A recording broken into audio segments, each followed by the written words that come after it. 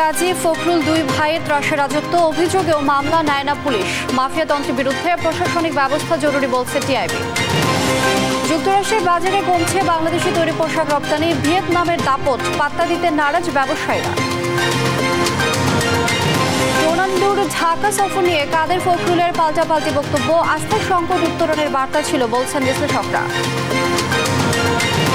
মন্ত্রীর নির্দেশ অমান্য করে রাজধানীতে অটোরিকশার দাপট, নির্দেশনা পায়নি ট্রাফিক বিভাগ, বাস্তবায়ন নিয়ে সংশয় বিশেষজ্ঞরা। এবং 3 দিন পর আসছে ইলিশ আহরণে নিষেধাজ্ঞা, নদী সাগরে মাছের দেখা নেই, বরিশালের মোকামে দাম আকাশচুম্বী, জেলেদের কপালে চিন্তার ভাঁজ।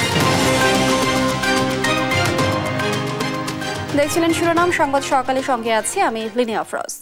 সাভারের রাজীব ফখরুল দুই ভাইয়ের ত্রাসী রাজত্বে তটস্থ সাধারণ মানুষ। আইনি জটিলতা এড়াতে স্বজনদের নামে সম্পদ গড়ে চলছেন রাজীব। রাজনীতির ছত্রছায়ায় জমি দখল, চাঁদাবাজিতে 2 দশকে সাভারবাসীর কাছে দুর্ধর্ষ আতঙ্ক রাজীব। তার দুর্নীতির সহযোগী শ্যালক রুবেল বাবু, সহযোগী টাপা জাকির, ছোট ভাই তেঁতুল ঝরার চেয়ারম্যান ফখরুল আলম সমরও কয়েকশো কোটি টাকার মালিক। মঞ্জুরুল আলম রাজীবের অবৈধ সম্পদ অনুসন্ধানের ধারাবাহিকের 2য় পর্ব আজ। সজীব রহমানের ছবিতে জানাচ্ছেন ফখরুল ইসলাম। সাভারে শূন্য থেকে হাজার কোটি টাকার মালিক বনে যাওয়া মঞ্জুরুল আলম রাজীবের অবৈধ সম্পদ নিজের নামের পাশাপাশি গড়েছেন অন্যদের নামেও। আইনি জটিলতা এড়াতে রাজীব সম্পদের সাম্রাজ্য করেছেন শ্যালক রুবেল বাবু, ভাই জাহাঙ্গীর সমর, মামা ঠান্ডু মোল্লা ও ক্যাডার জাকিরের নামে। শ্যালক রুবেল 17 বছর আগেও গার্মেন্টসে চাকরি করতেন। রাজীবের শ্বশুর ও রুবেলের পিতাও ছিলেন সামান্য বেতনে একসময়ের ধলেশ্বরী ফ্যাক্টরির কর্মচারী। রাজীবের বদৌলতে 1 দশকে তারাও এখন গার্মেন্টস মালিক। দরিদ্র ছিল, কিন্তু 3 বেলা খাওয়ার জুটে নেয়। রুবেলের বাপায় তো ধলেশ্বরী মিলের কোনো অফার আছে, জামালপুর থেকে শুরু করে একবারে রপ্তানি পর্যন্ত সবগুলো তারা একটি মাল নামায়। রুবেলের কয়েকশো কোটি টাকার সম্পদ রাজীবেরই। অভিযোগ আছে সাভার, উলাইল, গ্যান্ডায় কয়েকশো গার্মেন্টসের ঝুট ব্যবসার একচ্ছত্র মাফিয়া রাজীবের শ্যালক রুবেল ও বাবু, যেখান থেকে মাসে কোটি কোটি টাকা আয় করেন রাজীব, রুবেল ও বাবু। সাভার ব্যাংক টাউনে রয়েছে রাজীবের শ্যালক রুবেল ও বাবুর নামে শতাধিক ফ্ল্যাট। 15/1 টিউলিপ গার্ডেনে 3টি ফ্ল্যাট, 16/12 মায়েশা কর্টেজে 22টি ফ্ল্যাট, ব্যাংকটাউন 3 নম্বর রোডে 2টি বাড়িতে 21টি ফ্ল্যাট। মালিহা নামের এই বাড়িতে 3টি ফ্ল্যাট, যেখানে রুবেল নিজেই থাকেন। 10 নম্বর রোডে 11 কোটি টাকা মূল্যের 3টি প্লট। 3 নম্বর রোডের 6/1 জোড়া বিল্ডিংয়ে 42টি ফ্ল্যাট। ব্যাংকটাউনের এই টিনশেড মার্কেট দখল করে মাসে লাখ লাখ টাকা আয় করেন রুবেল। এই গরুর ফার্মটিও রুবেলের। এই পরিত্যক্ত বাড়িটিও দখলে নিয়েছেন রুবেল বাবু। সে হচ্ছে সাভারের একমাত্র ত্রাস। রাজীব এই জমিতে দখল করবে বা কি করবে, লোকজন ভয়ে সে এলাকা ছাইরে পালাই যায়। রাজীবের আরেক ডানহাত টেপা জাকির ওরফে মামা জাকির। দেশ বিদেশে রাজীবের বেশিরভাগ সম্পত্তি নাকি এই জাকিরের নামে। 50 ভরি স্বর্ণ সবসময় পরে ঘুরে বেড়ান জাকির। আত্মীয় না হয়েও রাজীবের রাজ রিয়েল এস্টেটের এমডি এই জাকির। শুধু তাই নয়, জাকির রাজীবের অনেক ব্যবসা বাণিজ্য দেখাশোনা করেন। 15 বছর আগেও জাকিরের পরিবার চালানো যেখানে দায় ছিল, সাভার জিরাবো ফুলপুর এলাকায় কয়েক একরের উপর গড়ে তোলা এই বিলাসী বাড়ি ও গরুর খামার চোখ বদলে দেবে। রাজীব সমরের চাঁদাবাজি, টেন্ডারবাজি ও সব ব্যবসার কেশিয়ার হওয়ায় জাকিরের ভয়ে তটস্থ থাকেন এলাকাবাসী। জাকির ভাইয়ের নাম নিলে মনে করে, বাংলা ভাইয়ের নাম নিলে মনে করে হাডু বলতে কাঁপে সবাই। নাম গেলে এই এলাকার কেউ আসবে না সামনে, যত ক্ষমতাশালী লোক জুট মুসলদের রাইখে। সাভারের রাজনৈতিক ও প্রশাসনিক সব ক্ষমতা রাজীব পরিবারের দখলে। রাজীবের ছোট ভাই ফখরুল আলম সমর 2015 সাল থেকে 5 বছরের জন্য ছিলেন সাভার উপজেলার দায়িত্বপ্রাপ্ত চেয়ারম্যান। ত্রাসের কারণে রাজীব ও তার পরিবার এতটাই ভয়ঙ্কর যে তাদের বিরুদ্ধে স্থানীয় থানায় মামলা, জিডি কিছুই নেওয়া হয় না বলে অভিযোগ রয়েছে। রাজীব ও তার ভাই সমরের লাইসেন্সকৃত অস্ত্রের পাশাপাশি তার ক্যাডার বাহিনীরও রয়েছে অবৈধ অস্ত্র। সাভারের মাদক ব্যবসার নিয়ন্ত্রকও এই রাজীব পরিবার। সাভারে রাজীবের রয়েছে বিশাল এক হিংস্র ক্যাডার বাহিনী। তার আরেক অনুসারী এই আতিকও 7 বছরে 100 কোটি টাকার সম্পদ গড়েছেন সাভারে। এত সব অভিযোগের বিষয় জানতে রাজীবের কাছে গেলে তিনি মানুষের প্রতি করুণার কথা জানান। মানুষ কাজ করতে গেলে তো আলোচনা সমালোচনা দুইটাই থাকবে, তাদের উদ্দেশ্যে আমার করুণা করা ছাড়া আর কিছু নেই। ট্রান্সপারেন্সি ইন্টারন্যাশনাল বাংলাদেশ টিআইবি বলছে, এমন মাফিয়া তন্ত্রের বিরুদ্ধে রাজনৈতিক ব্যবস্থার পাশাপাশি নিতে হবে প্রশাসনিক ব্যবস্থাও। সাধারণ মানুষ মুখ খুলবে কোন যুক্তিতে বা কোন সাহসে? এগুলোর যারা পর্যবেক্ষক, এগুলো যারা নিয়ন্ত্রক সংস্থা, প্রশাসন, আইন প্রকাশ, তারাই তো এদের এই ধরনের ব্যক্তির হাতে করায়ত্ত। মঞ্জুরুল আলম রাজীব ও তার পরিবারের দখল নির্যাতন থেকে বাঁচাতে এখনই উদ্যোগ নেওয়ার দাবি সাধারণ মানুষের। ফখরুল ইসলাম, দেশ টিভি, ঢাকা। মার্কিন বাজারে কয়েক বছর ধরে তৈরি পোশাক রপ্তানিকারক দেশ চীনের হিস্সা কমছে, বাড়ছে ভিয়েতনামের। বছরের প্রথম 3 মাসে রপ্তানিতে চীনের কাছাকাছি পৌঁছে গেছে ভিয়েতনাম। তৃতীয় শীর্ষ রপ্তানিকারক বাংলাদেশের তৈরি পোশাক রপ্তানি কমেছে। অর্থনীতিবিদরা বলছেন, ভিয়েতনাম মার্কিন বাজারে প্রবেশে যে শুল্ক সুবিধা পাচ্ছে তা বাংলাদেশ পাচ্ছে না। বিষয়টিকে খুব বড় করে দেখছেন না ব্যবসায়ী নেতারা। উৎপাদন ঠিক রাখতে কারখানাগুলো জ্বালানি সরবরাহ ঠিক রাখার তাগিদও দেন সংশ্লিষ্টরা। বিস্তারিত ইফতেখার রেজা রিপোর্টে। যুক্তরাষ্ট্রের ভিয়েতনামের রপ্তানি যখন বাড়ছে তখন কমছে বাংলাদেশের। চলতি বছরের প্রথম 3 মাসে বাংলাদেশ $176 কোটি তৈরি পোশাক রপ্তানি করে মার্কিন মূল্যকে। এ রপ্তানি গেল বছরের একই সময়ের চেয়ে 17.68% কম। গেল বছর শেষে রপ্তানি কমার হার ছিল 25%। সেই হিসাবে বড় এ বাজারে বাংলাদেশের তৈরি পোশাক রপ্তানি ধারাবাহিকভাবে কমছে। অবশ্য ব্যবসায়ীরা বলছেন, শুধু 3 মাস নয়, পুরো বছর শেষে বোঝা যাবে রপ্তানির চিত্র। আমি কখনো 3 মাসের ডেপার্টে মাল পাঠাই, কখনো 6 মাসের ডেপার্টে মাল পাঠাই। তো আমি মাল পাঠাইলাম, সে মনে করেন জানুয়ারি মাসে, আমার পেমেন্টটা আসলো জুন মাসে, কিন্তু আপনি হিসাব করলেন জানুয়ারি মাসেরটা। তো জানুয়ারি মাসের রপ্তানির হিসাব করে যদি এইভাবে হিসাব করা হয় তাহলে হয় না। আমাদের একটা বছরের, আমরা যে বছরে হিসাব করি ঠিক সেইভাবে যদি আমরা হিসাব করি তখন আমরা অ্যাকচুয়াল পিকচারটা পাই। ভিয়েতনামের রপ্তানি বৃদ্ধির কারণ হিসেবে অর্থনীতিবিদ হাসান এইচ মনসুর বলছেন, ভিয়েতনাম আমেরিকার বাজারে প্রবেশে যে শুল্ক সুবিধা পাচ্ছে তা বাংলাদেশ পাচ্ছে না। তো পিছিয়ে পড়ার মূল কারণটা কিন্তু দুটো আমি বলবো। একটা হচ্ছে যে Vietnam has preferential access to US market, ফলে তাদের ডিউটি সুবিধাটা তার পাচ্ছে, যেটা বাংলাদেশ পাচ্ছে না। আমরা জিএসপি সুবিধা পাচ্ছি না গার্মেন্টসের ক্ষেত্রে এবং কোনো পণ্যের ক্ষেত্রে। এই অবস্থা থেকে উত্তরণের জন্য বাতলে দেন কিছু পথ। লেবার ইস্যু আছে, এনভায়রনমেন্টাল ইস্যু আছে এবং democracy and civil rights, civil liberties, এই ইস্যুগুলো কিন্তু সেখানেও আছে। এগুলো আসবে আলোচনা যখন বসবে। তো সেই জায়গাগুলোকে অ্যাড্রেস করে কীভাবে আমরা আমাদের প্রেফারেন্সিয়াল অ্যাক্সেসটাকে সিকিউর করতে পারি সেই বিষয়ে সরকারকে ভাবতে হবে। উৎপাদন ঠিক রাখতে কারখানাগুলোই জ্বালানি সরবরাহ ঠিক রাখার তাগিদও দেন সংশ্লিষ্টরা। ইফতেখার রেজা, দেশ টিভি, ঢাকা। ভুল বোঝাবুঝিকে পাশ কাটিয়ে বাংলাদেশ যুক্তরাষ্ট্রের মধ্যে আস্থার সংকট উত্তরণের বার্তা দিয়ে গেছেন ডোনাল্ড লু, এমনটা মনে করেন কূটনীতি বিশ্লেষকরা। তারা বলছেন, এশিয়া প্রশান্ত মহাসাগরীয় কৌশলগত ক্ষেত্রে বাংলাদেশ কতটা সম্পৃক্ত করা যায় এবং বাংলাদেশের প্রয়োজনে সহায়তার আশ্বাসও দিয়ে গেছেন মার্কিন সহকারী এই পররাষ্ট্রমন্ত্রী। তবে সম্পর্ক কতদূর এগিয়ে নেবে তা নির্ভর করছে বাংলাদেশের উপরে, এমন মত কূটনীতি বিশ্লেষকদের। ফখরুল ইসলামের রিপোর্টে বিস্তারিত। দ্বাদশ জাতীয় নির্বাচনের পর যুক্তরাষ্ট্রের সহকারী পররাষ্ট্রমন্ত্রী ডোনাল্ড লুর দুদিনের সফর ছিল ঢাকা ওয়াশিংটন সম্পর্কে ঘনিষ্ঠতা পুনঃপ্রতিষ্ঠার বার্তা। কূটনীতি বিশ্লেষকরা বলছেন, উন্নয়নশীল দেশ হিসেবে উত্তরণে বাংলাদেশের শ্রমনীতি সংশোধন, দুর্নীতি, স্বচ্ছতা, জবাবদিহিতা নিশ্চিতে সরকারকে সহায়তা করার আশ্বাস ইতিবাচক। একই সঙ্গে বাংলাদেশে বিনিয়োগ ও বাণিজ্য বাড়ানোর স্পষ্ট বার্তা দিয়েছেন ডোনাল্ড লু। তারা আমাদের সাথে কাজ করতে আগ্রহী, আস্থার সংকট যেটা তৈরি হয়েছিল সেটা ওভারকাম করতে চায়। বাংলাদেশের যেহেতু একটা সামনের দিকে আপনার গ্র্যাজুয়েশনের ইস্যু আছে, তখন এমনিতেও কিন্তু আমাদের অনেক সংস্কার প্রয়োজন হবে, এখন বিনিয়োগের প্রয়োজন হবে। এই হার্ড ইস্যুগুলোকে, এই চ্যালেঞ্জগুলোকে মোকাবেলা করার জন্য তাদের দিক থেকে তাদের একটা ইচ্ছা বা উদ্যোগ তারা নিতে আগ্রহী। ঢাকা ওয়াশিংটন সম্পর্কে কঠিন বিষয়গুলো আলোচনার মাধ্যমে আস্থা ফেরানোর ইতিবাচক ইঙ্গিত দিয়ে গেছেন যুক্তরাষ্ট্রের এই সহকারী পররাষ্ট্রমন্ত্রী। নির্বাচনের আগে যে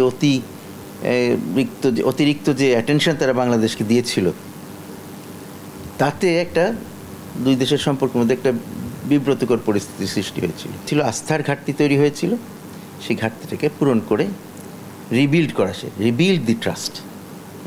তো সেইটা তারা আস্থাকে আবার পুনর্গঠন করা, সেইটার জন্য তারা এই ভিজিট। বিশ্লেষকরা বলছেন, এই সফরের মধ্য দিয়ে চাপের সংস্কৃতি থেকে বেরিয়ে দুদেশের সম্পর্কে নতুন মোড় নেবে। তাদের দিক থেকে তারা সেই ভুল বোঝাবুঝি যদি বলেন সেটাকে বাইপাস করে তারা এগিয়ে যেতে আগ্রহী।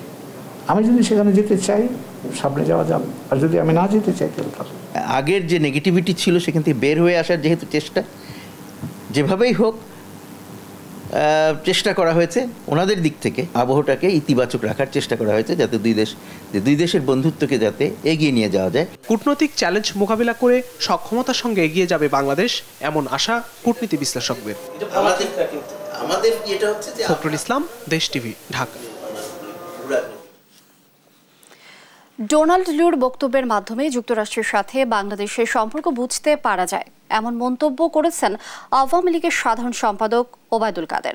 ত্রাণ ও সমাজ কল্যাণ উপকমিটির খাদ্য বিতরণ অনুষ্ঠানে ওবায়দুল কাদের বলেন, শেখ হাসিনার স্বদেশ প্রত্যাবর্তন হচ্ছে দেশের গণতন্ত্রের প্রত্যাবর্তন।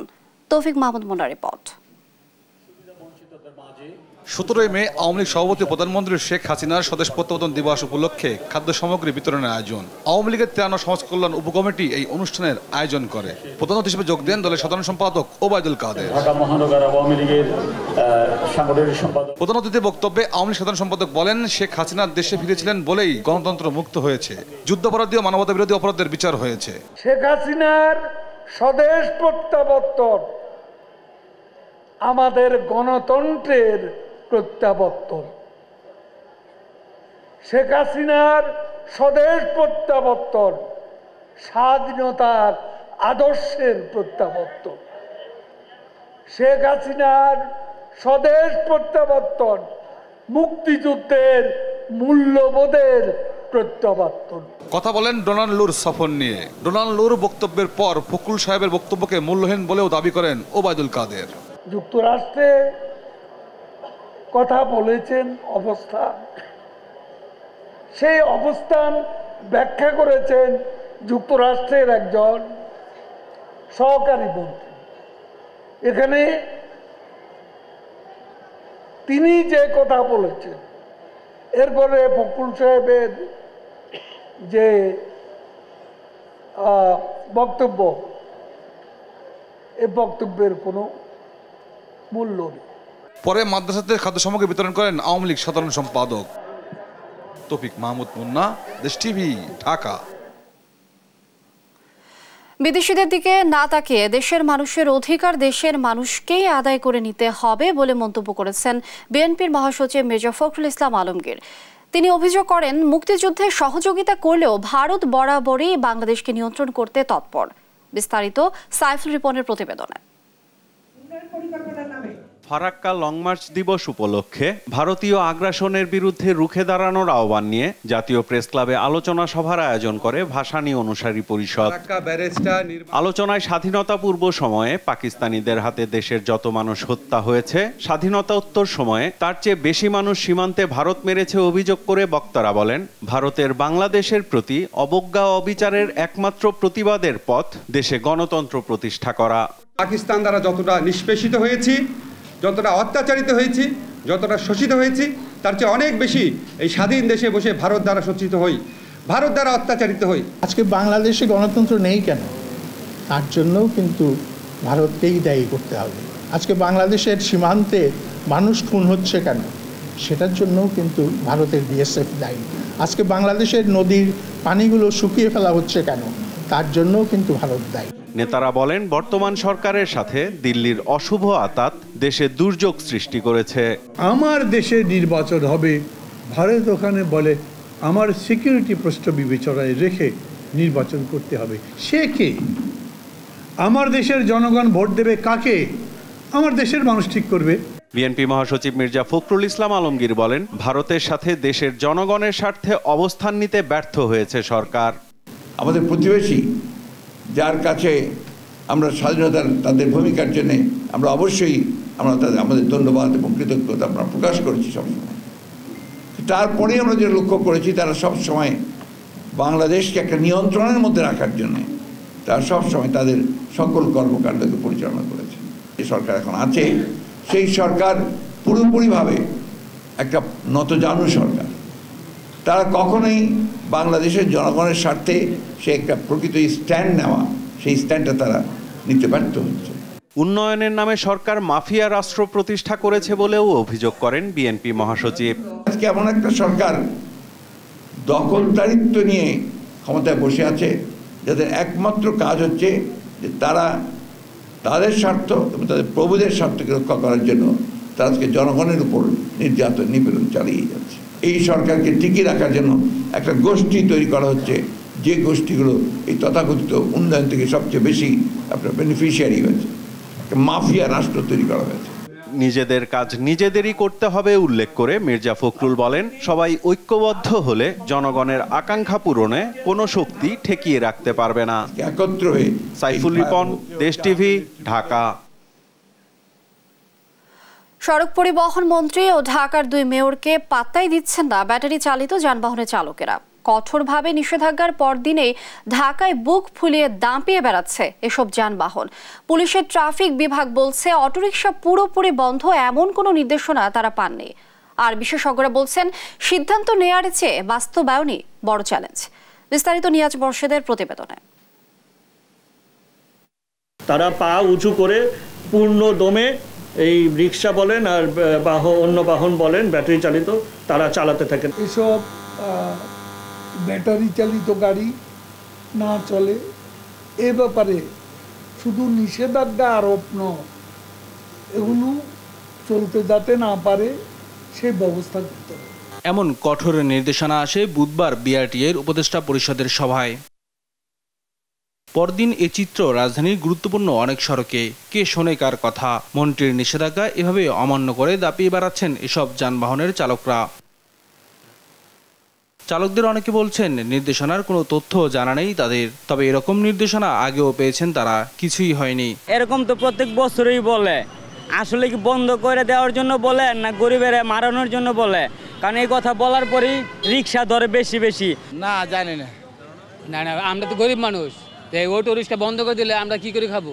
চালকরা বলছেন এমন চোর পুলিশ না খেলে একেবারে বন্ধ করে দিলেই হয়, কারণ পুলিশের র্যাকার বিলে চলে যায় সব উপার্জন। এটা অবৈধ, যখন তারা টাকা নিয়ে আপনারা ছেড়ে দেন কেন?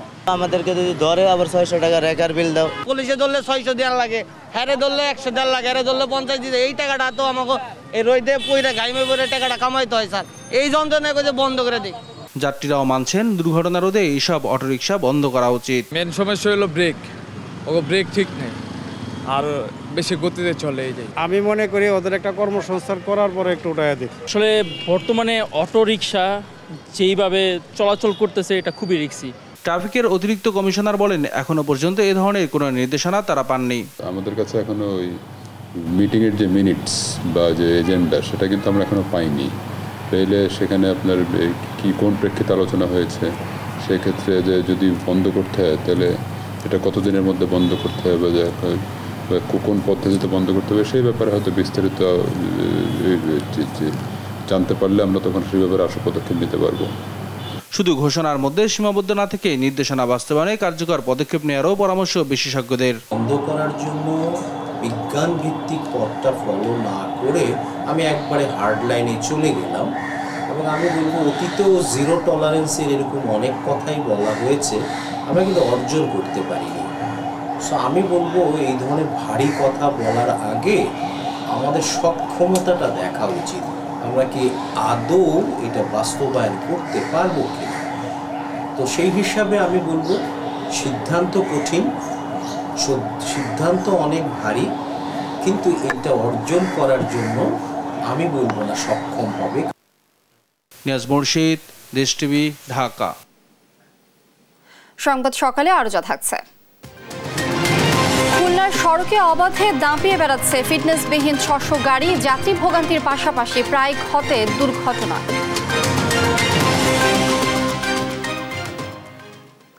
নদীসাগরে কাঙ্ক্ষিত ইলিশ ধরা না পড়ায় সরবরাহ সংকটে বরিশালে এখন আকাশচুম্বী ইলিশের দাম।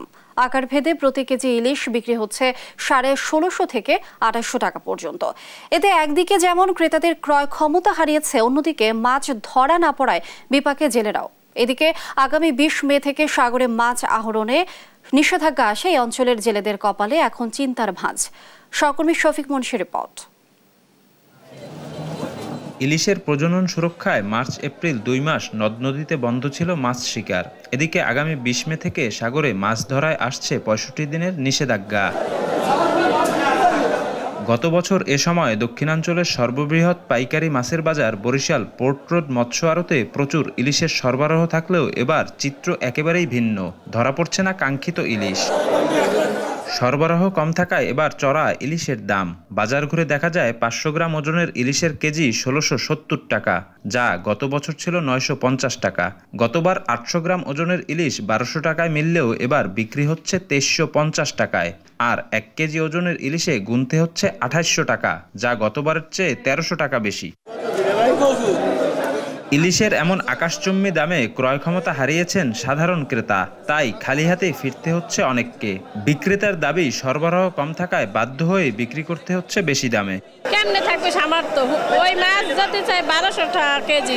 অসম্ভব দাম, প্রচুর, মানে যে পরিমাণ মাছের যে আমদানি তার চেয়ে দাম অনেক বেশি। ইলিশ একেবারে নাই বললেই চলে, কোনো মাছ নদীতে পড়তেছে না এবং জেলেরা হাহাকার। 65 দিনের অভিযান, এটা তো আপনার ফিশিং যে আছে না জাহাজগুলো, ওইয়ের জন্য এটার সাথে আমাদের ফিশিং ট্রলারগুলো সরকার পেছাই দিয়েছে। এই টাইমে মনে করেন ইন্ডিয়ার মাছটা ধরে না, আমাদের এই বোটে পায় না। আসন্ন নিষেধাজ্ঞা ও জালে মাছ ধরা না পড়ায় চরম বিপাকে জেলেরা। তাপপ্রবাহ কমলে ইলিশ আহরণ বাড়বে বলছেন এ কর্মকর্তা।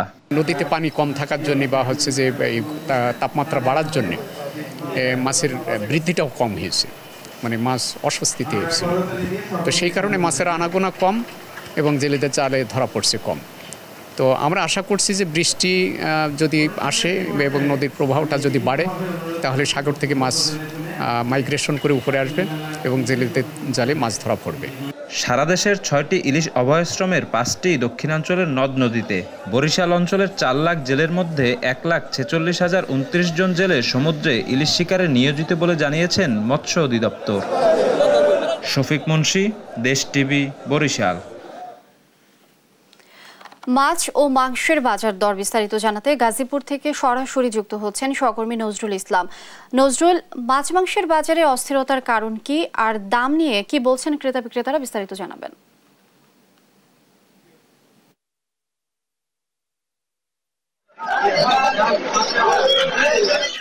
এবং ডিমের যে ব্যবসায়ী রয়েছেন তারা কিন্তু মাছ মাংসের বাজার কিন্তু অস্থির করে রেখেছে। তা আমরা যেখানটায় দাঁড়িয়ে রয়েছি চান্দনা চৌরাস্তা এলাকা, এখানে আমরা দেখেছি যে যদিও 750 টাকা দরে কিন্তু গরুর মাংস তালিকা টানিয়ে রাখছে, কিন্তু বিক্রি করতেছেন 800 টাকা দরে।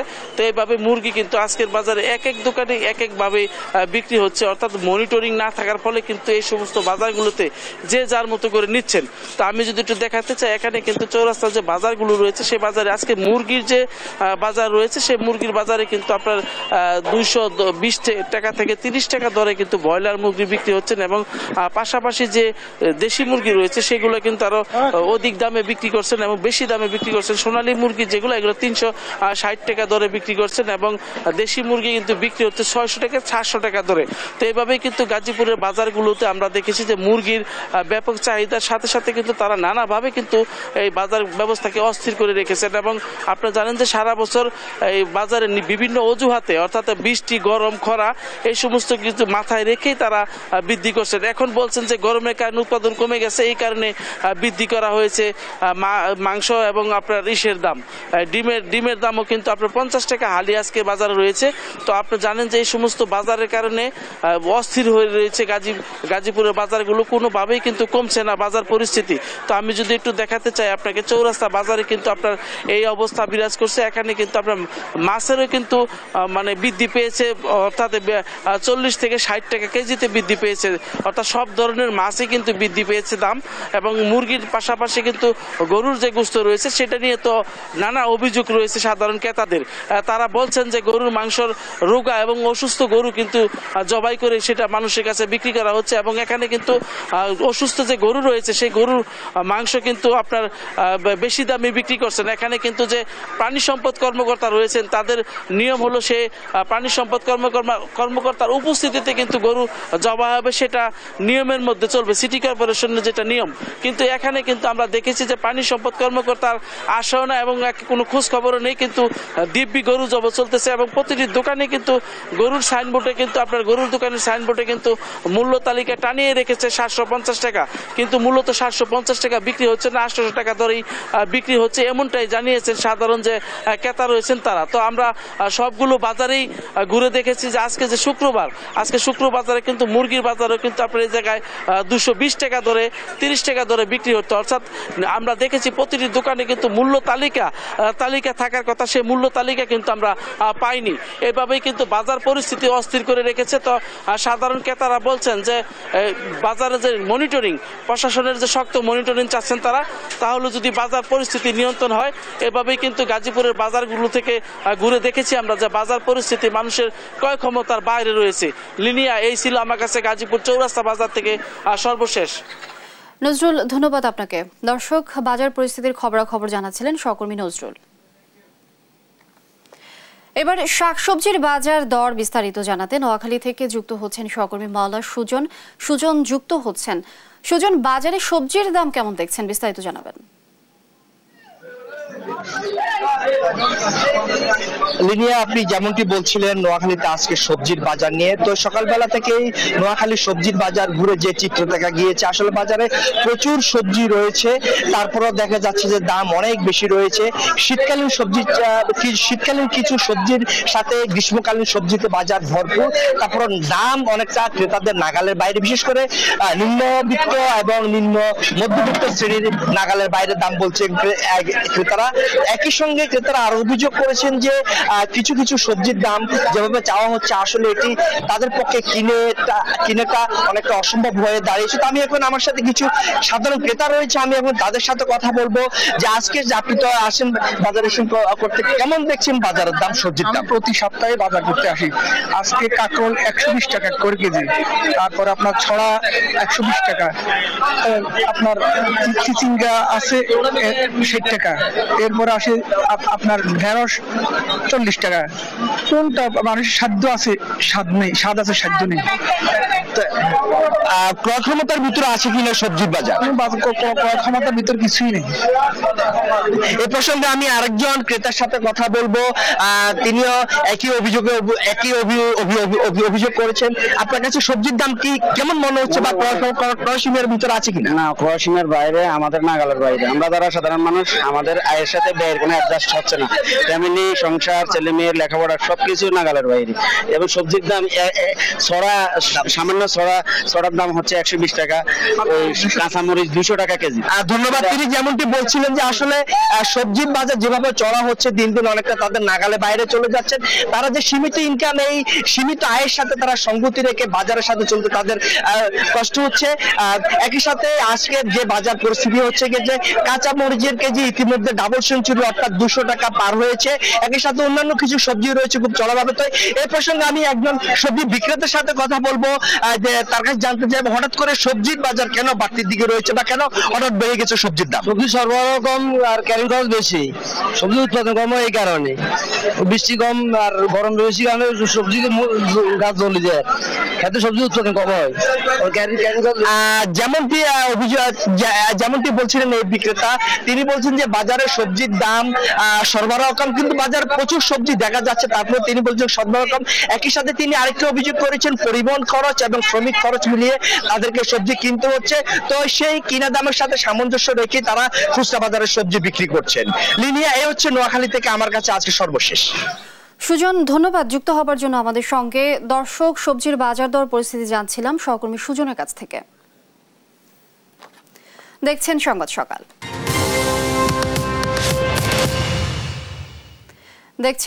সকাল।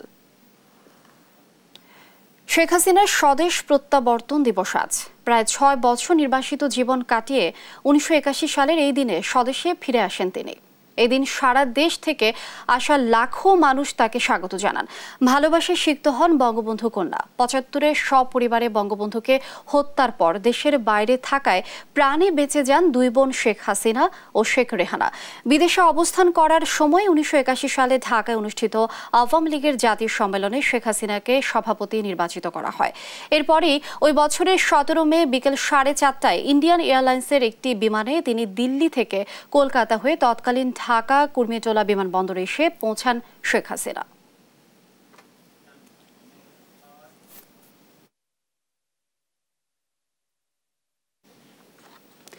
খুলনা সড়কে অবাধে দাপিয়ে বেড়াচ্ছে ফিটনেসবিহীন 600 গাড়ি। এর মধ্যে রয়েছে অটোরিকশা, বাস, ট্রাক ও মাইক্রোবাস সহ বিভিন্ন যানবাহন। এসব ফিটনেসবিহীন গাড়িতে যাত্রীদের ভোগান্তির পাশাপাশি প্রায় ঘটে দুর্ঘটনা। তাই এসব যানের বিরুদ্ধে ব্যবস্থা নেওয়ার দাবি সচেতন নাগরিকদের। সহকর্মী নুর ইসলাম রকি জানাচ্ছেন বিস্তারিত। নগরীর প্রবেশদ্বার, গুরুত্বপূর্ণ পয়েন্টে অভিযান এবং টার্মিনালে নিয়মিত ব্যবস্থা নিলেও সড়কে কোনোভাবেই বন্ধ হচ্ছে না ফিটনেসবিহীন গাড়ি চলাচল। এতে বাড়ছে দুর্ঘটনা, ঝুঁকিতে পড়ছেন যাত্রীরা। বিআরটি এর তথ্য অনুযায়ী নগরী ও জেলার বিভিন্ন রুটে ফিটনেস ছাড়াই চলাচল করছে বাস, অটোরিকশা, ট্রাক, প্রাইভেট কার সহ বিভিন্ন ধরনের অন্তত 6 শতাধিক যানবাহন। ভোগান্তি ও দুর্ঘটনা এড়াতে ফিটনেসবিহীন গাড়ি চলাচল বন্ধের দাবি যাত্রীদের। হালনাগাদ কাগজপত্র ছাড়া গাড়ি চলাচল বন্ধ করতে প্রশাসনকে আরও কঠোর হওয়ার পরামর্শ মোটর শ্রমিক ইউনিয়ন ও নিরাপদ সড়কচারী সংগঠনের। ফিটনেস না হলে তো সমস্যা অনেক কিছু, দুর্ঘটনার সমস্যা। শ্রমিক ইউনিয়নের সিদ্ধান্ত দিতে কোনো মালিকের গাড়ি যদি কমপ্লিট না থাকে সেই ক্ষেত্রে আমরা সেই গাড়ি চালাবো না। সড়ক নিরাপত্তা যে আইন আছে সেই আইনের যদি সঠিক বাস্তবায়ন হয় তাহলে সড়কে যেমন দুর্ঘটনা কমবে তেমনি মানুষ নিরাপদে ঘরে ফিরবে। তবে সড়কে ফিটনেসবিহীন গাড়ি নেই দাবি করে বাস মালিকরা বলছেন তাদের চাপে রাখতে বিআরটিএ এসব অভিযোগ তোলে। আদৌ ফিটনেসবিহীন কোনো গাড়ি আছে কিনা এটা আমার নলেজে নেই। এটা হয়তো বিআরটি ডিসি হিসেবে এক্সপ্রেসের চাপ দেয়, উন্নত প্রশাসনের চাপ দেয়। এবার রোডে আসলে আপনার গাড়ি চেক করেন, অমুক করেন, তমুক করেন। আসলে ফিটনেসবিহীন কোনো গাড়ি নেই। ফিটনেসবিহীন গাড়ি চলাচল বন্ধে নগরীর প্রবেশ পথ সহ বিভিন্ন পয়েন্টে চেকপোস্ট, মোবাইল কোর্ট, সাঁড়াশি অভিযান চালানোর কথা জানায় বিআরটিএ ও ট্রাফিক পুলিশ। বিভিন্ন পয়েন্টে আমরা গাড়ির কাগজপত্র চেক করছি, যে সমস্ত গাড়ির ফিটনেস পাচ্ছি না বা অন্যান্য কাগজপত্র ত্রুটি আছে সেই গাড়ির বিষয়ে আমরা আইনগত ব্যবস্থা নিচ্ছি। প্রায় 600-র মতো গাড়ি আছে ফিটনেসবিহীন আমাদের খুলনা জেলা মেট্রোতে। একটা মালিককে আমরা চিঠি দিয়েছি যাতে এরা ফিটনেসটা হালনাগাদ করে নেয়। যদিও আগামী 30 জুন পর্যন্ত বিনা জরিমানায় গাড়ির ফিটনেস ঠিক করে কাগজপত্র হালনাগাদে সুযোগ দিয়েছে সরকার। নূর ইসলাম রকি, দেশ টিভি, খুলনা। সংবাদ সকালে আরো থাকছে। নাগরিকত্ব সংশোধনী আইন নিয়ে উত্তপ্ত ভারতের রাজনীতি। মোদির গ্যারান্টিকে 420 আখ্যায়িত দিলেন মমতা।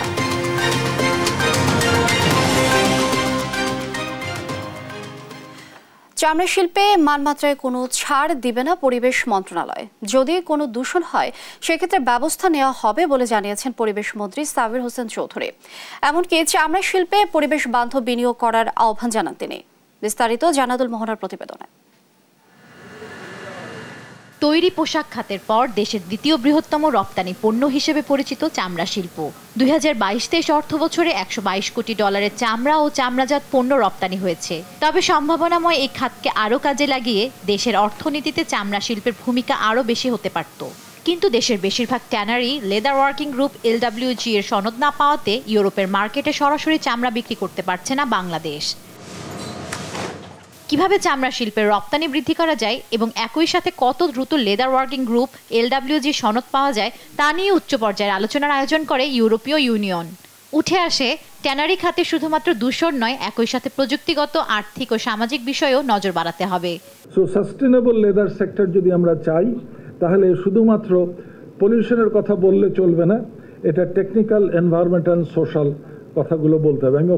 বাংলাদেশের ট্যানারি খাতকে পরিবেশ বান্ধব করতে এবং LWGর সনদ পেতে যে কোনো ধরনের সহযোগিতায় পাশে থাকবে EU। তবে দেশে চামড়া ব্যবসায় লাভের পাশাপাশি ব্যবসায়ীদের পরিবেশ বান্ধব টেকসই চামড়া খাত গড়ে তোলার আহ্বান জানায় 27 দেশের জোট। Lots of EU legislation coming down the line at industry here in Bangladesh, and we're doing our best to support the government and all stakeholders in preparing for this legislation, which will have a major impact on industry here. এদিকে চামড়া শিল্পে মানমাত্রায় কোনো ছাড় দিবে না পরিবেশ মন্ত্রণালয়। যদি কোনো দূষণ হয় সেক্ষেত্রে যথাযথ ব্যবস্থা নেওয়া হবে। এছাড়াও চামড়া শিল্প পরিবেশ বান্ধব না হলে রপ্তানি আয়ের লক্ষ্যমাত্রা পূরণ হবে না বলেও জানান মন্ত্রী। ট্রিটমেন্ট করেন, পোস্ট ট্রিটমেন্ট করেন। আমাদের দেখার বিষয় হচ্ছে আমাদের যে মানমাত্রাটা আছে সেটা আপনারা অর্জন করতে পারছেন কিনা। আমরা উপর দিয়ে বিষয়গুলো দেখি, একবার এক এক ন্যারেটিভ আমরা শুনি, তবে মূল বিষয়টা আমরা অ্যাড্রেস করি না। এছাড়াও চামড়া শিল্প লাভজনক করতে কেন্দ্রীয় বর্জ্য শোধনাগার বা CETP নতুন করে তৈরি করার আহ্বান জানান তিনি। গঠনমূলক সহযোগিতা আপনাদের জন্য সব। জান্নাতুল মোহনা, দেশ টিভি, ঢাকা। দেখছেন সংবাদ সকাল।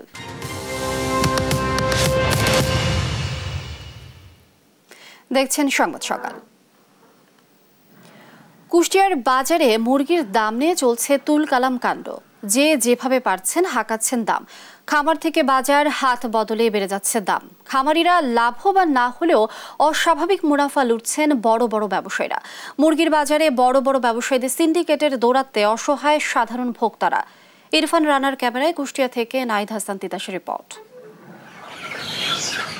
খামারে প্রতি কেজি ব্রয়লার মুরগির দাম 170 থেকে 180 টাকা, সোনালী মুরগি 260 থেকে 270 টাকা আর লেয়ার মুরগি 300 টাকা কেজি। তবে এই ব্রয়লার মুরগি কুষ্টিয়ার বাজারগুলোতে বিক্রি হচ্ছে 220 টাকা কেজি, সোনালী মুরগি 350 টাকা আর লেয়ার মুরগি বিক্রি হচ্ছে 360 টাকা কেজি। শুধুমাত্র খামার থেকে বাজার হাত বদলেই বেড়ে যাচ্ছে দাম। কেজি প্রতি মুরগিতে ব্যবসায়ীরা লাভ করছেন 50 থেকে 100 টাকা। সেই অনুপাতে মুরগি প্রতি বড় বড় ব্যবসায়ীরা মুনাফা লুটছেন প্রায় 100 থেকে 200 টাকা। খামারিরা বলছেন বাজারে মুরগির দাম বাড়লেও তাদের কোনো লাভ নেই। মুনাফা লুটছেন বড় বড় ব্যবসায়ীরা, তাদের হাতে জিম্মি তারা। সাধারণত মুরগির বাজার, ব্রয়লারের বাজার 180 টাকা থাকে পাইকারি রেট, আর ওই রেটে আমাদের মুরগি বিক্রি করে কোনো লাভ থাকে না। যারা বড় বড় ব্যবসায়িক, যারা মানে বাজারে মুরগি বেচে, হয়তো তাদের লাভাংশটা তাদেরই বেশি হয়। আর খুচরা বিক্রেতারাও দুষছেন বড় বড় ব্যবসায়ীদের সিন্ডিকেটকে। বলছেন মুরগির দাম বাড়া কমাই তাদের কোনো লাভ নেই। কেজিতে 20 টাকা লাভের ঊর্ধ্বে বেশি বেচতে পারি না। আমাদের যেটা নির্ধারিত লাভের দিয়ে আছে তার বাইরে করতে গেলে তো সবসময় বাজারের মনিটরিং। যারা ডিলার আছে, তারপরে যারা বাচ্চার এজেন্টস আছে তৈরি করে, তারাই তো ব্যবসায়ী, তারা সিন্ডিকেট করে দেখা যাচ্ছে ব্যবসা করছে। এদিকে অসাধু ব্যবসায়ীদের অধিক মুনাফা লুটের প্রবণতাই নিম্ন ও মধ্য আয়ের মানুষের আমিষের চাহিদার অন্যতম মাধ্যম মুরগি বাজার তালিকা থেকে বাদ দিতে বাধ্য হচ্ছেন অনেকেই। গরুর মাংস খাওয়ার উপায় নাই, খাসির মাংস খাওয়ার উপায় নাই। মধ্যবিত্ত নিম্নবিত্তরা একটু ব্রয়লার, সোনালী এইগুলা খায় একটু চলতো, সেইটাও অস্বাভাবিক দাম। তবে বরাবরের মতোই বাজার দেখভালের দায়িত্বে থাকা কর্মকর্তারা বলছেন বাজারে মুরগির দাম নিয়ন্ত্রণে কাজ করছেন তারা। যারা এর ডিলার হিসাবে কাজ করে, এই দুই শ্রেণী কিন্তু আপনি দেখেন তাদের প্রতিনিয়ত কিন্তু একটা মানে শৌখিন জীবনযাপনের কিন্তু একটা অল্টারনেটিভ ওয়ে তারা খুঁজতে থাকে, কিন্তু যারা প্রোডাকশন করে তারা কিন্তু বরাবরই লসের মুখে। যে কোনো পণ্য যখনই সেটা ভোক্তার নাগালের বাইরে চলে যাবে, সেখানেই কৃষি বিপণন আইন সফলভাবে প্রয়োগ সাধন করা হবে। দীর্ঘদিন ধরে মুরগির দাম নিয়ে অসাধু ব্যবসায়ীদের এমন অরাজকতা বন্ধে প্রশাসনকে আরও কঠোর হওয়ার তাগিদ সাধারণ ভোক্তাদের। নাহিদ হাসান তিতাস, দেশ টিভি, কুষ্টিয়া।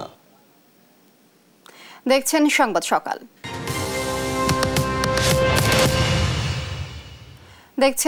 সকাল। আন্তর্জাতিক প্রসঙ্গ। জম্মু কাশ্মীরে 370 ধারা বাতিল সংক্রান্ত বিতর্কের পরে এবার নাগরিকত্ব সংশোধনী আইন সিএএ নিয়ে বিরোধীদের চ্যালেঞ্জ ছুঁড়লেন প্রধানমন্ত্রী নরেন্দ্র মোদী।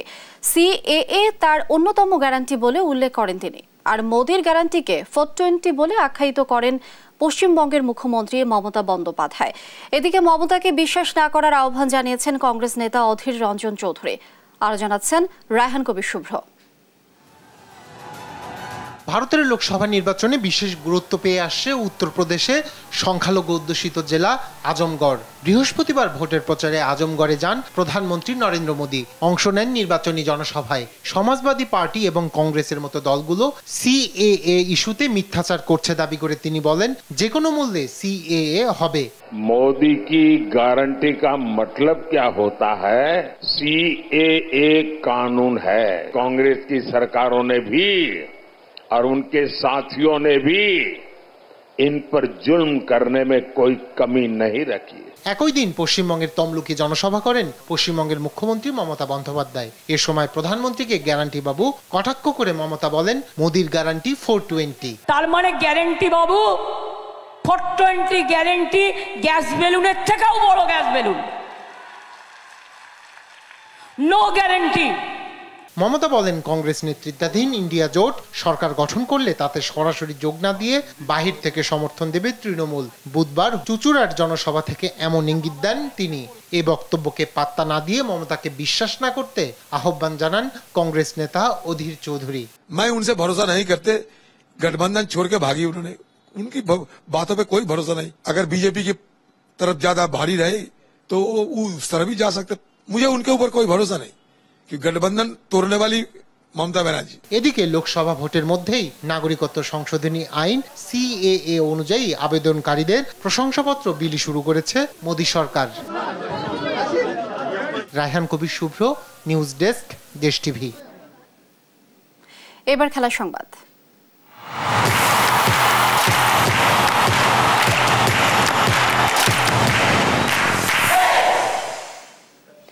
আসন্ন টি-20 বিশ্বকাপ এবং যুক্তরাষ্ট্রের বিপক্ষে 3 ম্যাচে টি-20 সিরিজ খেলতে যুক্তরাষ্ট্রে পৌঁছেছে বাংলাদেশ জাতীয় ক্রিকেট দল।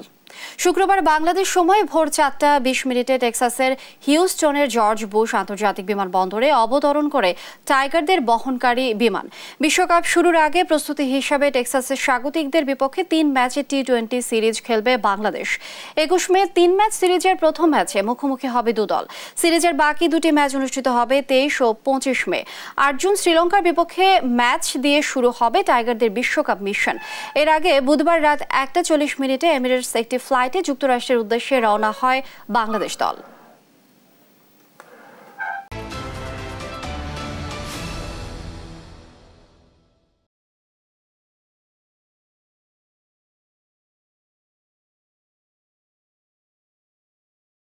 গাজার রাফায় সামরিক অভিযান বন্ধে ইসরায়েলকে চাপ দিতে দক্ষিণ আফ্রিকার করা আবেদনের ওপর আন্তর্জাতিক বিচার আদালত ICJ-তে শুনানি শুরু হয়েছে। বৃহস্পতিবার নেদারল্যান্ডসের দ্য হেগের পিস প্যালেসে ICJ-র কার্যালয়ে শুরু হয় এই শুনানি। শুনানিতে দেশটির অভিযোগ, গাজায় হামাসের বিরুদ্ধে ইসরায়েলের যে সামরিক পদক্ষেপ চালিয়ে যাচ্ছে তা গণহত্যার শামিল। গেল শুক্রবার জাতিসংঘের শীর্ষ আদালতে আবেদনটি করেছিল দক্ষিণ আফ্রিকা। এ নিয়ে চতুর্থবারের মতো আদালতের কাছে জরুরি পদক্ষেপের আহ্বান জানালো দেশটি। দুদিনের এই শুনানির শেষ দিনে শুক্রবার যুক্তিতর্ক উপস্থাপন করবে ইসরায়েল।